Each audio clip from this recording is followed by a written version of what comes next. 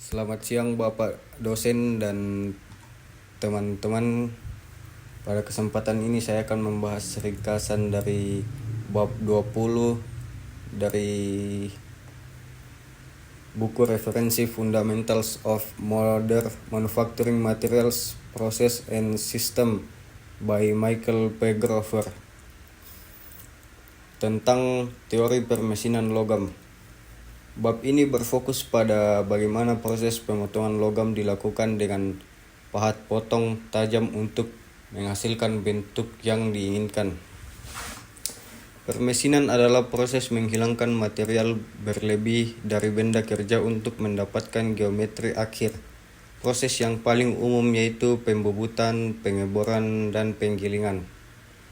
Pahat potong memiliki dua bagian penting, muka garuk dan sisi sayap dengan sudut garuk serta sudut bebas yang memengaruhi kualitas pemotongan. Faktor penting yang perlu diperhatikan dalam proses ini adalah kecepatan potong, umpan, dan kedalaman potong. Nah, di sini adalah teori pembentukan geram atau chip formation. Dalam permesinan, material terdeformasi membentuk geram. Model yang digunakan adalah pemotongan ortogonal 2 dimensi. Ada 4 jenis geram yang bisa terbentuk: geram kontinu dengan build-up edge, geram diskontinu, dan geram bergerigi. Jenis geram ini dipengaruhi oleh kecepatan potong, sifat material, dan gesekan antara pahat dan benda kerja.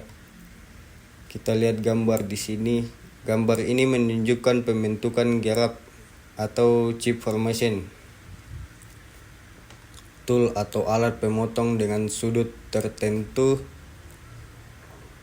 work atau material yang dipotong, dan chip atau geram, material yang terkelupas akibat pemotongan. Inti dari proses ini adalah pahat menekan benda kerja material mengalami deformasi plastis dan terdorong sepanjang bidang geser, membentuk geram di atas permukaan pahat. Sudut pahat atau rectangle dan sudut geser atau shear angle menentukan bentuk geram, gaya potong, dan kualitas hasil permesinan. Next.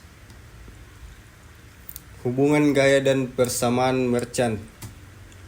Ketika pemotongan berlangsung, terdapat gaya-gaya yang bekerja, antara lain gaya potong dan gaya dorong. Hubungan gaya ini dapat dianalisis menggunakan persamaan merchant yang melibatkan gaya geser dan gaya gesek.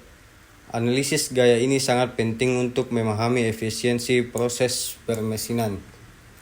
Next. Hubungan daya dan energi permesinan. Proses permesinan memerlukan daya yang berasal dari gaya potong dikalikan kecepatan potong. Semakin kecil ketebalan geram, semakin tinggi energi spesifik yang dibutuhkan.